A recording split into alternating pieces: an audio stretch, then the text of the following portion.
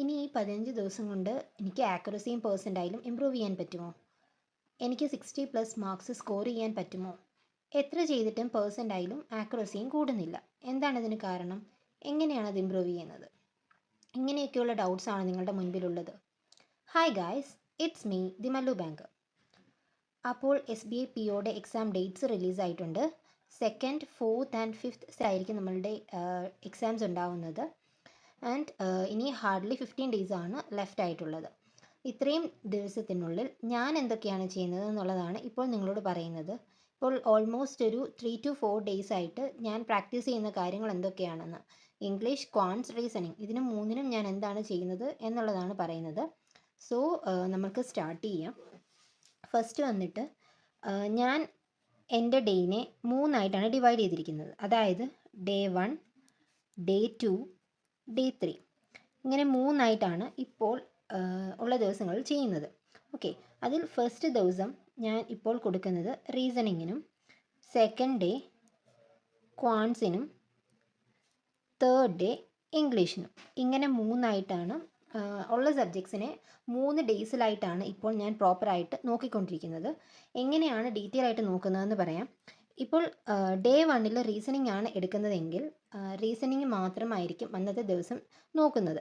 So ഞാൻ ഇങ്ങനെ ചെയ്യാനുള്ള കാരണം എനിക്കുള്ള ലിമിറ്റഡ് ടൈമാണ്. ഇപ്പോൾ നിങ്ങൾക്ക് ഒരു 8 hours, അതെല്ലാം 8 hours മുകളിൽ പഠിക്കാൻ ടൈം ഉള്ളവരാണെങ്കിൽ ഇത് ഇത്രയും ഒരു ദിവസം തന്നെ കംപ്ലീറ്റ് ചെയ്താലും നല്ല കാര്യമാണ്. ഓക്കെ, സോ ഇപ്പോൾ ഞാൻ ചെയ്യുന്നത് Day 1 റീസണിങ് എടുക്കുകയാണെങ്കിൽ റീസണിങ്ങിന് ആദ്യം എന്ത് ചെയ്യും, ഒരു PDF സോഴ്സിൽ നിന്ന് പ്രാക്ടീസ് ചെയ്യും. SBI POയുടെ PDF ഞാൻ ടെലിഗ്രാം ചാനലിൽ അപ്ലോഡ് ചെയ്തിട്ടുണ്ട്.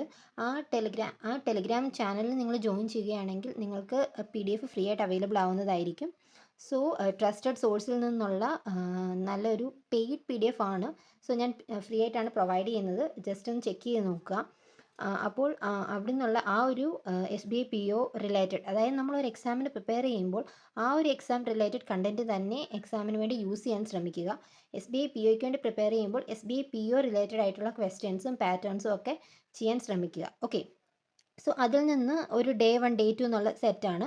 അതിൽ ഒരു ഡേയ്ക്കുള്ള പസിൽസും സീറ്റിങ്ങും മിസലേനിയസ് എല്ലാം കൂടെ മിക്സ്ഡ് ആയിട്ടുള്ള രീതിയിലുള്ള ക്വസ്റ്റ്യൻസ് ആയിരിക്കും ഉള്ളത്. ഒരു 40 അടുത്ത് ക്വസ്റ്റ്യൻസ് കാണും.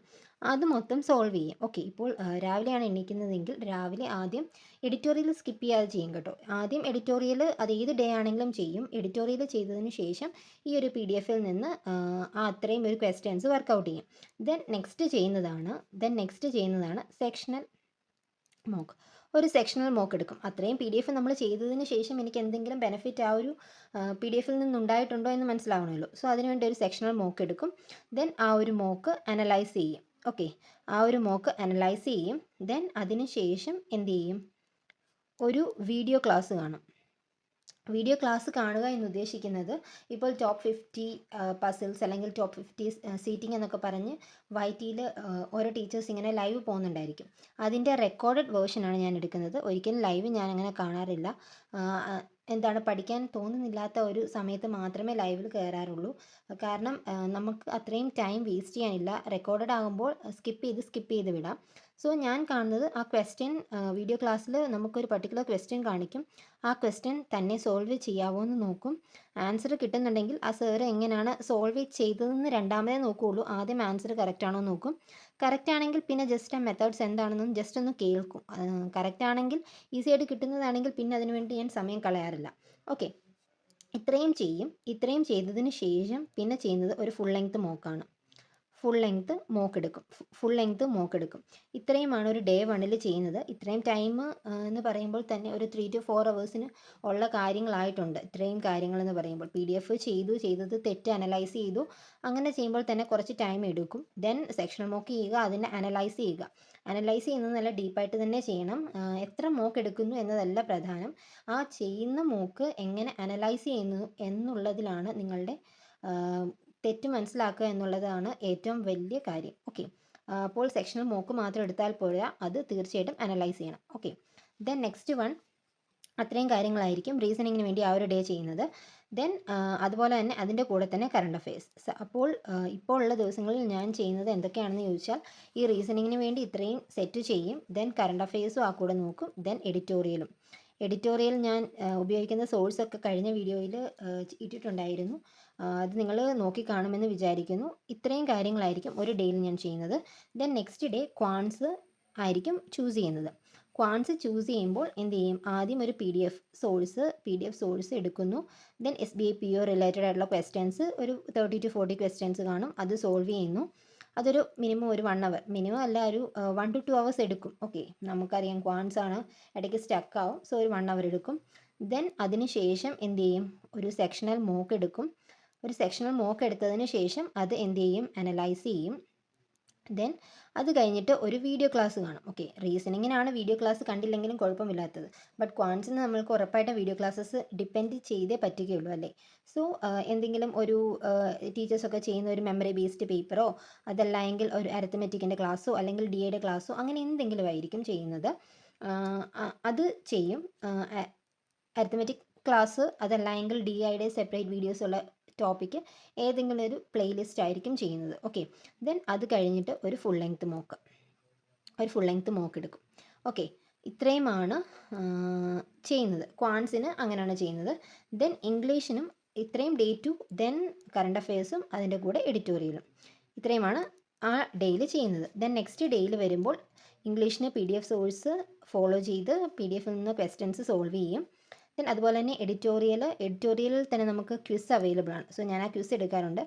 ഡെയിലി ബേസിലുള്ള എഡിറ്റോറിയലിൻ്റെ തന്നെയുള്ള ക്വിസ് അവൈലബിൾ ആണ്. സോ അതിൽ RCയും അതുപോലെ തന്നെ ക്ലോസ് ടെസ്റ്റും ഒക്കെ ഉള്ള ക്വിസാണ് അവൈലബിൾ ആവുന്നത്. അത് ചെയ്യും. ദെൻ അത് കഴിഞ്ഞിട്ടൊരു സെക്ഷണൽ മോക്ക്, ദെൻ അതിൻ്റെ അനാലിസിസ്, ദെൻ ഒരു വീഡിയോ ക്ലാസ് ചിലപ്പോഴേ കാണുകയുള്ളൂ, അല്ലെങ്കിൽ വീഡിയോ ക്ലാസ്സിൽ നിന്ന് ക്വസ്റ്റ്യൻസ് ചെയ്യാൻ വേണ്ടിയിട്ട്, അതല്ല എങ്കിൽ PDF ഏതെങ്കിലും നമുക്ക് അങ്ങോട്ടും ഇങ്ങോട്ടും നമ്മളുടെ ഇഷ്ടം അനുസരിച്ച് മാറ്റാം. ഓക്കെ, ദെൻ അത് കഴിഞ്ഞിട്ട് ഒരു ഫുൾ ലെങ്ത് മോക്ക്. ഇങ്ങനെയാണ് ഇപ്പോൾ ഞാൻ ലാസ്റ്റ് 3 ഡേയ്സിൽ ഞാനിങ്ങനെ ചെയ്ത് നോക്കി, ഒരു ട്രയൽ എന്നുള്ള രീതിയിൽ ഞാൻ ചെയ്ത് നോക്കി. അപ്പോൾ എനിക്ക് ചെയ്തപ്പോൾ കുറച്ചും കൂടി കോൺഫിഡൻസ് ബൂസ്റ്റ് ആവുന്നതായിട്ടും അതുപോലെ തന്നെ ഓരോ സബ്ജക്ട്സിന് പ്രത്യേകം നല്ലൊരു ഫോക്കസ് കൊടുക്കാൻ പറ്റുന്നതായിട്ടും എനിക്ക് തോന്നി. സോ അതുകൊണ്ടാണ് ഞാൻ നിങ്ങൾക്കും ഷെയർ ചെയ്തത്. ഇപ്പോൾ ഇംഗ്ലീഷിൽ നിങ്ങൾക്ക് വേണമെന്നുണ്ടെങ്കിൽ 5 RCs സോൾവ് ചെയ്യാം, 5 ക്ലോസ് ടെസ്റ്റ് സോൾവ് ചെയ്യാം, 5 പാരാജമ്പിൾസ് സോൾവ് ചെയ്യാം, അതെന്തെങ്കിലും ആയിക്കോട്ടെ. അത് നമ്മൾക്ക് വേണ്ടത് എന്താണോ, ഇപ്പോൾ എനിക്ക് ഡിഫിക്കൽട്ട് ആയിട്ടുള്ളത് ഏതാണോ അതായിരിക്കും ഞാൻ പ്രാക്ടീസ് ചെയ്യുന്നത്. അതിനനുസരിച്ച് ഇത് ഞാൻ എൻ്റെ പ്രാക്ടീസ് ചെയ്ത രീതിയാണ് ഞാൻ പറയുന്നത്. ഇതിനനുസരിച്ച് നിങ്ങൾക്ക് ഒരു പ്ലാനിന് വ്യത്യാസം വരുത്താം. ഓക്കെ, ഇത് ഞാൻ ജസ്റ്റ് ഒരു റഫ് അനാലിസിസ് ആണ് തന്നത്. ദെൻ ഇന്ന് ഡേ 4, ഇത് ഞാൻ ഈ ഡേ 1 ഡേ 2 ഡേ 3 കഴിഞ്ഞിരുന്നു. ദെൻ ഇതിപ്പോൾ ഡേ 4 ആണ് ഇന്നിപ്പോൾ ഉണ്ടായിരുന്നത്. ദെൻ ഈ ഡേ 4ൽ എന്താണ് ചെയ്തതെന്ന് ചോദിച്ചാൽ, ഇവിടെയൊക്കെ ഫുൾ ലെങ്ത് മോക്സ് മാത്രമേ ഞാൻ ചെയ്തുള്ളായിരുന്നു. ആ ഫുൾ ലെങ്ത് മോക്കിൻ്റെ അനാലിസിസ് ആണ് ഇന്ന് ഞാൻ ചെയ്തത്. ഓക്കെ, ഈ ഫുൾ ലെങ്ത് മോക്കിൻ്റെ ഈ 3 ഫുൾ ലെങ്ത് മോക്സിൻ്റെയും അനാലിസിസും ചെയ്തു. പ്ലസ് ഞാൻ ഇന്നലെ ലൈവ് റീസണിങ് മോക്ക് ചെയ്തപ്പോൾ എനിക്ക് ഭയങ്കരമായിട്ട് മാർക്ക് ലോ ആയിരുന്നു. സോ ഞാൻ തന്നെ ടെൻസ്ഡ് ആയിപ്പോയി, ഇത്രയും മാർക്സ് എന്താണ് എനിക്ക് ലോ ആയിപ്പോയതെന്നുള്ളത്. അതുകൊണ്ട് ഞാൻ ഇന്ന് ഇരുന്ന് ഒരു 50 സെറ്റ് പസിൽ ചെയ്തിരുന്നു. പസിൽ ചെയ്തത് അങ്കുഷ് ലാംബ സാറിൻ്റെ വീഡിയോ ക്ലാസ്സിൽ നിന്നുള്ള ക്വസ്റ്റ്യൻസ് ആണ് ചെയ്തത്. ഓക്കെ, അപ്പോൾ അത്രയും പസിൽസ് ആയിട്ടൊന്ന് എന്താണ് പരിചയമായി കഴിഞ്ഞു. അതായത് ഇപ്പോൾ നമ്മൾ ഒത്തിരി എല്ലാ തരം പസിൽസും ചിലപ്പോൾ ചെയ്തെന്ന് വരില്ല അല്ലേ. സോ അത്രയും 50 ഡിഫറെൻറ്റ് സെറ്റ്സ് ഓഫ് പസിൽസ് ചെയ്ത് കഴിഞ്ഞിട്ട് ഞാനൊരു സെക്ഷനിൽ എടുത്തപ്പോൾ എനിക്ക് മൊത്തവേ ആശ്വാസമായില്ല, എന്നാലും കുറച്ചൊരു ആശ്വാസം കിട്ടി. കാരണം അത്യാവശ്യം ഒരു 25 അറ്റംപ്റ്റ്സ് എങ്കിലും നടത്താൻ പറ്റിയിരുന്നു. ഓക്കെ, ഗൈഡ്ലിയിൽ ഒരു മോഡറേറ്റ് മോക്കായിരുന്നു ഞാൻ എടുത്തത്. അതിലും 25 അറ്റംപ്റ്റ്സ് നടത്തി. അതിൽ 4 to 5 റോങ് ഉണ്ടായിരുന്നു, എന്നാലും സാരമില്ലായിരുന്നു. കാരണം കഴിഞ്ഞ ദിവസം ചെയ്തത് വെച്ച് നോക്കുമ്പോൾ കുറച്ചുകൂടി ബെറ്റർ ആയിട്ടാണ് എനിക്ക് തോന്നിയത്. ഓക്കെ, ഇത്രയും കാര്യങ്ങളാണ്, ഇങ്ങനെയാണ് ഞാൻ എൻ്റെ ഡേയ്സ് ഡിവൈഡ് ചെയ്തിട്ടുള്ളത്. അപ്പോൾ നിങ്ങളിത് ഒന്ന് ചെയ്ത് നോക്കുക. ഇതിപ്പോൾ കേട്ടിട്ട് നിങ്ങൾക്ക് എത്രത്തോളം ബെനിഫിറ്റ് ആയിട്ട് ആണ് തോന്നുന്നത് എങ്കിൽ, അതല്ല എങ്കിൽ നിങ്ങൾക്ക് ഒരു പ്ലാൻ ഇല്ലാണ്ടിരിക്കുകയാണെങ്കിൽ ജസ്റ്റ് ഒന്ന് ട്രൈ ചെയ്ത് നോക്കുക. കൂടുതൽ ടൈം ഉള്ളവർ, എനിക്ക് തോന്നുന്നു ഇതൊരു 3 to 4 hours റുട്ടീനായിട്ടാണ് എനിക്ക് തോന്നുന്നത്.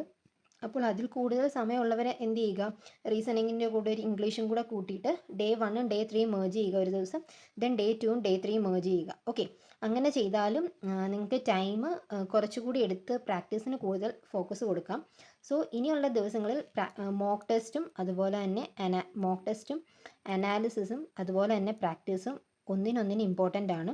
മോക്ക് ടെസ്റ്റ് ഡെയിലി ഒരു മോക്ക് ടെസ്റ്റ് വെച്ച് എടുക്കുക. ആ എടുക്കുന്ന മോക്ക് ഉറപ്പായിട്ടും അനാലിസിസ് ചെയ്യണം. ഇന്ന് ചെയ്യാൻ സമയം കിട്ടിയില്ലെങ്കിൽ നാളെ ആണെങ്കിലും ചെയ്യണം.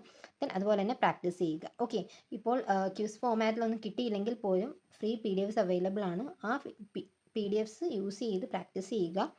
ദെൻ അപ്പോൾ നമുക്ക് മോക്ക് ചെയ്യുമ്പോൾ തന്നെ ആ ഒരു മാറ്റം അറിയാൻ പറ്റുന്നതായിരിക്കും. ഓക്കെ, സോ ഇത്രയുമാണ് ഇന്നത്തെ വീഡിയോയിൽ പറയാനുള്ളത്. എന്തെങ്കിലും ഡൗട്ട്സോ കാര്യങ്ങളോ ഉണ്ടെങ്കിൽ താഴെ കമൻറ്റ് ചെയ്യുക. ഇത് എൻ്റെ സ്ട്രാറ്റജിയാണ്, ഞാൻ ഫോളോ ചെയ്തിട്ട് എനിക്ക് വർക്കായി എന്ന് തോന്നിയതാണ്. അപ്പോൾ നിങ്ങൾക്ക് താല്പര്യമുണ്ടെങ്കിൽ ഫോളോ ചെയ്യാം.